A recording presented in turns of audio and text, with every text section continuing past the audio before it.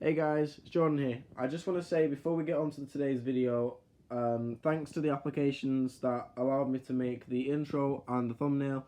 The watermarks are on there if you want to check them out. Very good if you're starting up a YouTube or you haven't got an introduction and you want to make a quick one. Go for it, use the maps, very good. They have a watermark on them, so I do apologise if it gets in the way. I don't obviously have the premium accounts for either of them.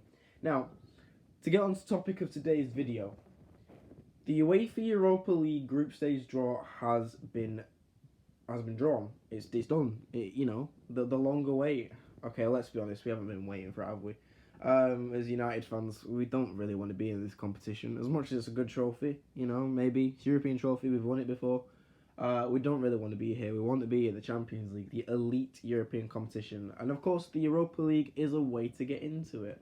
You win the tournament, you get into the Champions League next season, regardless of where you finish. So that's happened with us before, but this is a great opportunity for the younger players to get into the squad to play. I want to see the likes of Angel Gomez, Mason Greenwood, Chong, players like that really play and show us what they can do. So without further ado, let's get on to the opponents. Now, it was drawn at about 12 UK time on BT Sports 2. I watched it, of course, and my thoughts on the opponents will follow. So the opponents that was drawn for us was FC Astana, Partizan Belgrade, and AZ Alkmaar. Now, I have never really heard of these teams, and maybe the other United fans, of course, haven't really heard of them either. A lot of people were saying, who are these? Should be an easy group, etc., etc. I'm not going to underestimate these teams, because every time we do that, we end up bloody losing.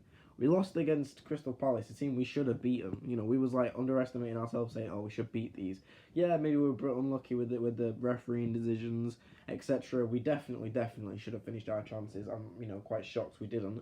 And of course, Wolves, we should have beat them, but we didn't. The penalty situations, it's a bit over the top at the moment.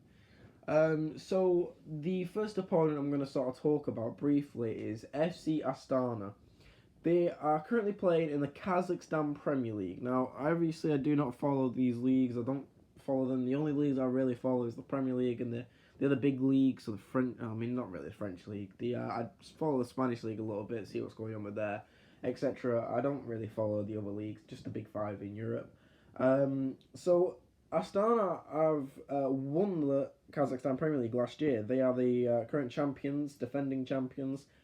So that immediately tells me they're a good side. They're one of the best sides in that country, which could pose a little bit of a threat, but it depends how competitive that league is, because obviously if we talk about Ligue 1, PSG, very good team in France, because, they end up winning it almost every year.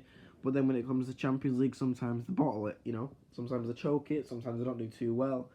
So the league, is sort of a baseline of how good the opponent is, if that makes sense. Probably doesn't. So currently, as of recording this, I've looked it up on Google, etc. I've done my research. I've tried to the best I can. They're currently second in the Kazakhstan Premier League. So again, I don't know how competitive the Kazakhstan Premier League is. Maybe it's very competitive. Maybe not at all. Maybe it's a one-man league, one team league. Maybe it's a farmers league. I apologise for the sniffing. Now, our next opponent is Partizan Belgrade. My apologies, Partizan Belgrade. They currently play in the Serbian Superliga. Now, with the Serbian Superliga, I've heard there's a couple of teams in there that are very good, that are better than this team. I'm not too sure. So they finished third in the regular season and third in the playoff. Now, I think the Serbian Superliga, and again, correct me if I'm wrong, I probably am wrong, knowing me, they have a sort of similar structure to the MLS, in the sense that they have a playoff and a regular season. So they play the regular season, etc. They play 2 or 3 games against each team, and then based on that, the league gets split in half, and then they have one for the actual overall champion, and then the one of the relegation. So if you finish bottom, then obviously you get relegated.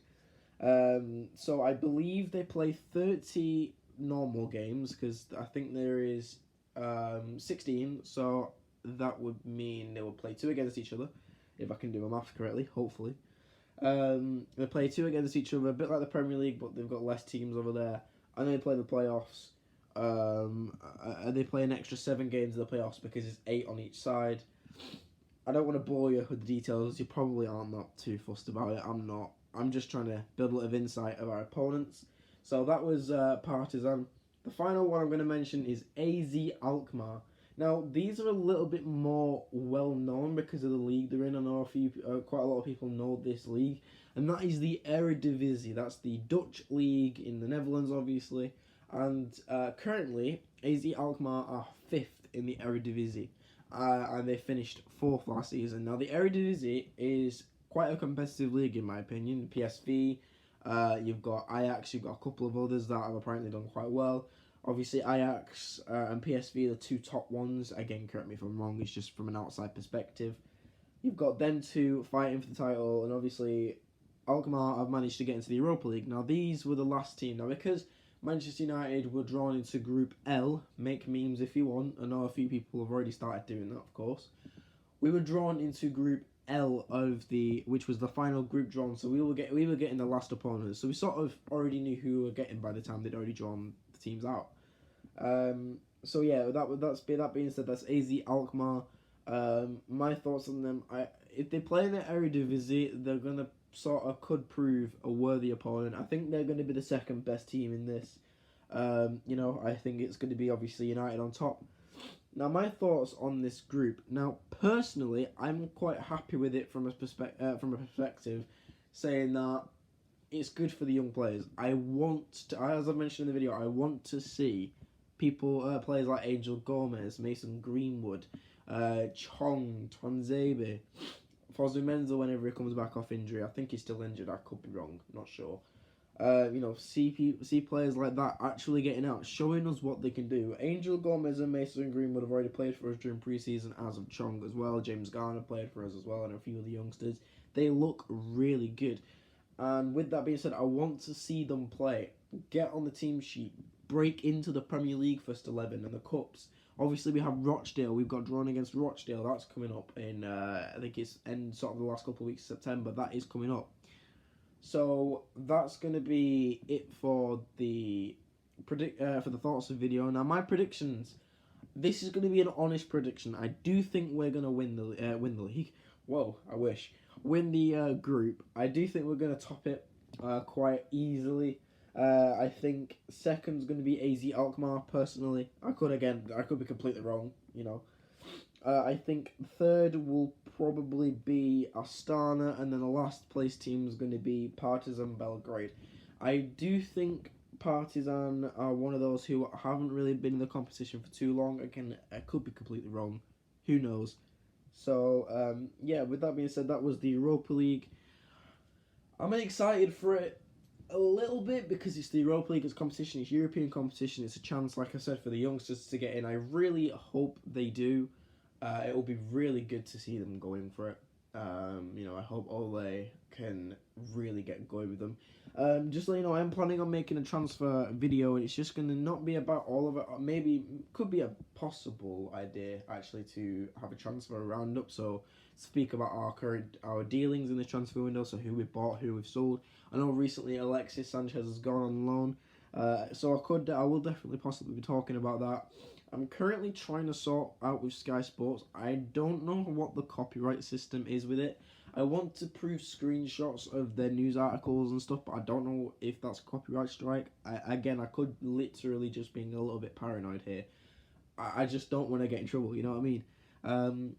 So I have emailed them and I have said, can I use screenshots? I'm waiting for an email. So the images that I'm using in this video are going to be from Wikimedia Commons, so they're the free to use images. I have made sure that these are copyright free. The Astana one, I'm not sure about that. I got it from Wikipedia. If there's a problem, of course, I will re-edit the video and take that image off. And yeah, I just don't want to get in trouble. So that's it for today's video, guys. I am thoroughly enjoying doing this, and now I've managed to get a good intro and a possible thumbnail maker. I feel I can try and make these look as good as possible. So yeah, I just want to say a massive thanks again. I hope you enjoyed this video. I hope I haven't bored you all to death by the first minute. Hopefully I haven't got that effect on people. So Thanks for watching this video. Remember to spread positivity. Like the video if you want. I don't want to force people to like the video. If you don't like it, you don't like it. That's up to you. Put down in the comments what you think of it, what you think would be a good idea with these transfer roundup video I'm thinking of making. Don't forget to subscribe. It means an absolute bunch. I love you all. If you know, as YouTubers say, and I do love an audience that can engage correctly, if that makes sense. I probably worded that completely wrong. I like an audience that connects well with their YouTubers, and I think it's good that YouTubers connect well with the audience. I think that's very important because we're here to entertain you guys. So yeah, subscribe if you enjoyed the video, etc. I'm not going to go on about it again. Thank you very much for watching, and have a good day. Peace.